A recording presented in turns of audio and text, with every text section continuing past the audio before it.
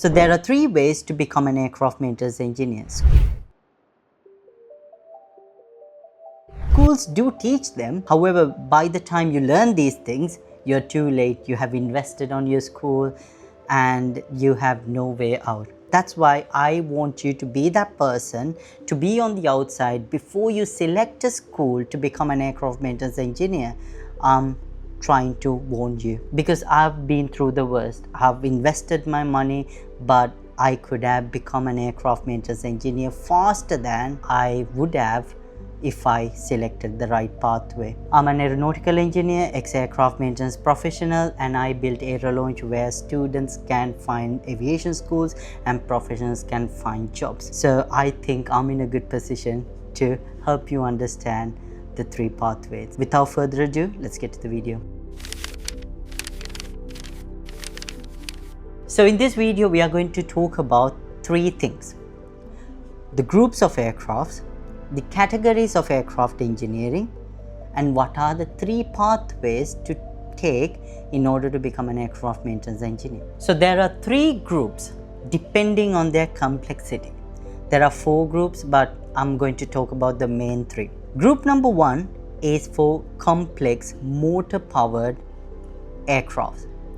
That is, as the word suggests, aircraft which is complex in nature. These can be the maximum takeoff mass more than 5,700 kilograms, aircraft which requires 2 or more pilots, aircraft which are equipped with fly-by-wire systems. If you need a video on fly-by-wire system, drop fly-by-wire in the comment section and I'll get that video for you. So basically, where there is a lot of technology and complexity introduced into an aircraft, those are Group 1 aircraft. To name a few: Airbus A320, Boeing 737, Boeing 777, Airbus A380, and even complex helicopter systems can fall into this category. That is your Group 1 aircrafts. Group 2 aircrafts are simple aircraft. They're not that complex. They're further divided into subcategories: 2A, 2B, 2C, 2E. 2A means single engine turboprop aircrafts. For example, Cessna Grand Caravan. And 2B is single turbine helicopter aircraft. For example, Bell 206. Group 2C is single piston engine helicopters. For example, Robinson 44. And Group 3 is only for piston aeroplanes, okay, which are not that complex in nature. So now that we learned about the groups of aircraft, it's vital that we look into what category of aircraft we can become an aircraft maintenance engineer in. Category A, Category B, Category L, Category C, and we are going to run through all of these categories. So let's start with Category A. So Category A license holders can issue the certificate of release to service on scheduled minor maintenance tasks and simple defect rectification. Okay, so usually these technicians work at the apron.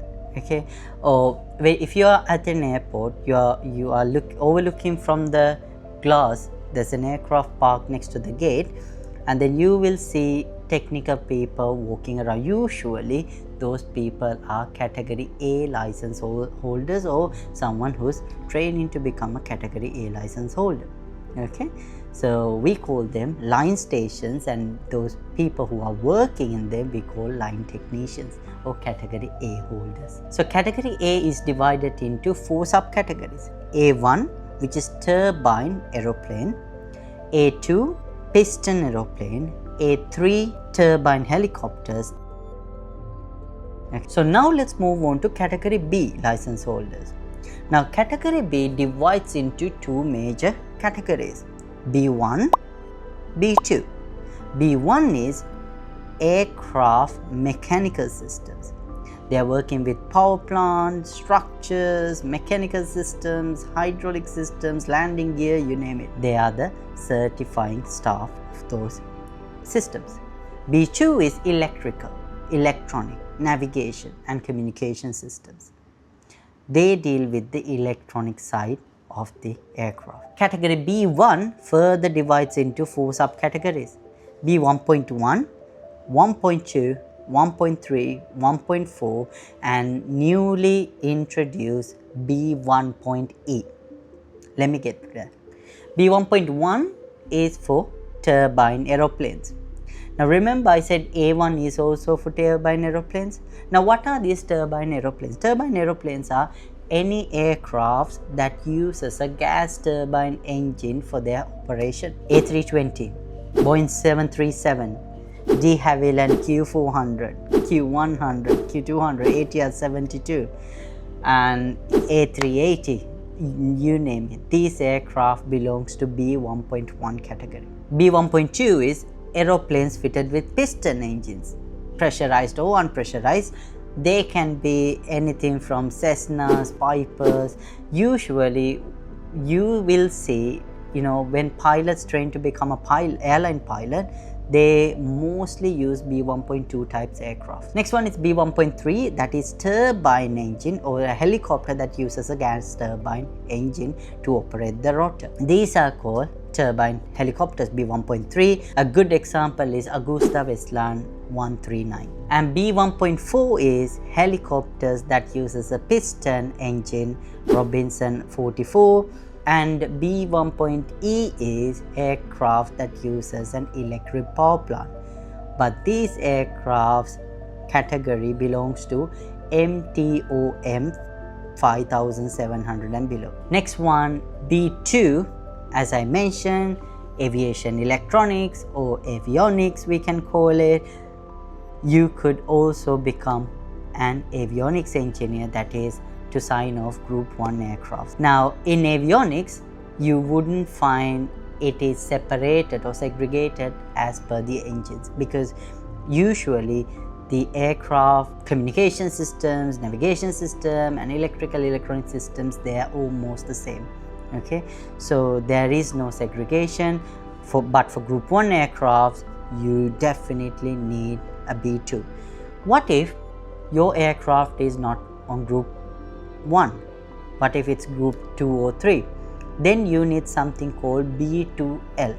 Okay, that is B2 with a limitation. So there is also a category called B3, and these are piston engine aircraft that are non-pressurized and also MTOM 2000 kilograms and below. Now you might ask me, what's the difference between B1.2 and B3? The only difference is that B3 is solely for the aircraft which are non-pressurized, and also with the MTOM 2000 kilograms and below, that is maximum takeoff mass 2000 kilograms and below.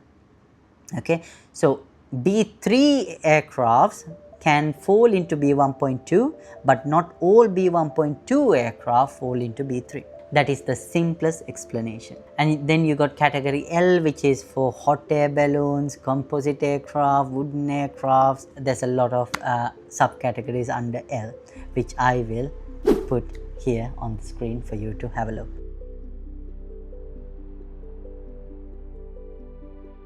So who is category C engineer? Category C engineer is the only person or the only signature who can issue the certificate of release to service for the whole aircraft to go out of the hangar.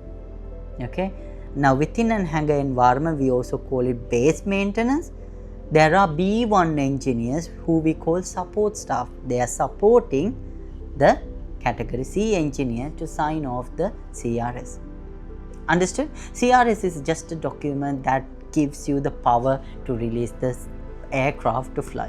If you are a category B engineer, you need 3 years of experience to become a category B engineer, or if you have a degree that is recognized by your competent authority or a civil aviation authority, you could use that degree and have around 6 months of experience within the maintenance environment to apply for a category C license. So now we are at the climax of the video. What are the 3 pathways to become an aircraft maintenance engineer? I think you can use these pathways depending on where you are at in your career. So there are 3 pathways mentioned in the regulation. That is, by going into a Part 147 school, which is an approved school by the EASA, okay, or your member state. Okay, if a school is EASA 147 approved, okay, let's just say the school is in Poland, that certificate you receive when you graduate, which we call the certificate of recognition, is approved by all of the member state within the EASA. You can take that certificate and start working in Germany, France, or if your home country is not in Europe, but you do have a Part 145 or a maintenance, EASA approved maintenance organization, you can use your certificate to start working there. So that is number one, EASA Part 147 route. Okay. The second route is if you have a formal skilled worker training, okay, that is approved by the competent authority. Now, unlike 147, this does not give you automatic access to all of the other EASA member states. Member states are different countries within the European Union that is under EASA regulations. So let's take an example. I go into Italy, I build a vocational school, and in that vocational school, I help students to become automobile engineers or automobile technicians. That is, people who fix cars. And I call up ENAC. ENAC is the National Aviation Authority of Italy. I tell ENAC, I do this vocational training, my students use tools, my students also use measuring equipments, power tools, they have a good sense of experience with the tool. Can my students become aircraft maintenance engineers? So they will come to my school, they will check our curriculum, they will check everything what we do, our tool handling, the practices, and they might say, okay, we are happy with your training and we will put you under our skilled worker training. Now my students has to do a couple of modules which I get to in a bit, and once they complete those aircraft engineering modules, they need 3 years of experience on live aircraft in order to apply for their aircraft maintenance license. Part 147 students need 2 years of experience after completing their training to apply for their license. Now this 2 years is only for B1.1 and B1.3 and B2. Category A, category B1.2, B1.4 and B1.E. If you go into a Part 147, you need 1 year. If you go into a technical trade or skilled worker training, you need 2 years. Now, what is the third pathway? If you have no formal training, you can still become an aircraft maintenance engineer. I help professionals who are in other industries, maybe mechanical engineering or aeronautical engineering, to transfer into aircraft maintenance engineering. Through my company, I consult them. The only advice I give them is, if you are not willing to go to a Part 147 and do the formal training, you could do just the modules and you could still go and apply to become an aircraft maintenance engineer. So the first route is having a formal training, which is a Part 147 training. Second way is, if your school is approved by the competent authority of your country, remember you have a boundary. Now your qualification is only approved by this country, it's not approved by all of the European Union. There might be a scenario where you go into another country, they might request information from this country and they might consider you to have the same privileges, but 9 out of 10 they're not the same. Okay. Third one is having no formal training. Now what do you need if you have no formal training? You have to do the modules, okay, and you have to have 5 years of experience for B1.1, B1.3 and B2, and you need to have 3 years of experience if you're category A, B1.2, B1.4 or B1.E. I did mention about examinations. What is this examination? Now in a Part 147, there are 4 different elements that you need to fulfill in order to become an approved student. Number 1 is theory training, that is you sit in a classroom and study the module. Theory assessment, those are the examinations I spoke about. If you are doing B1, you have 13 modules, B2 you have 12 modules. Okay. and then practical training and practical assessment, and altogether this will equate to 2400 hours on B1, B1.3 and B2 programs. Okay, that means they will give you 2400 hours worth of practical and theory training. And once you exit the school or graduate, you will get a certificate of recognition for the training as well as examinations. Okay, now all the rest will get the examination certificate of recognition. It will say this is only for examinations. So this is what I wanted to bring to your attention, because there are some schools I know that market themselves as, oh, do the skilled worker program, you are also approved. Yeah, skilled worker program can be also approved, but within that competent authority only. So don't go there thinking that my qualification will be approved by any of the other countries. Okay, because there can be 147 schools that also do this skilled training. Okay, but be adamant. If you're right out of your GCSEs or high school, tell them you need to do a part 147 training. Okay, but if you are doing something else, maybe you are trying to be a motor mechanic, then you can ask the school or ask the National Aviation Authority of your country whether your school is approved by under them. So you have two career pathways. If you did not get a job in aircraft maintenance, you can still go into fixing vehicles. And the third pathway is for people who does not want to do a formal training. I was misled by my education consultancy. That's why I started Aero to help students the right pathway to become an aircraft maintenance engineer. My student consultants say, oh, this school in Malaysia is the best school in the world. I went there, it was the best school in the world, it was a bloody good university. However, they did not have the regulatory requirement. They were not part 147.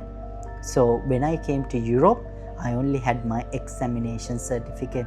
So that required me to show 5 years of experience. Instead, I could have completed it in 2 years of experience. So don't do the same mistake. If you want to book a consultation with me, you can do so.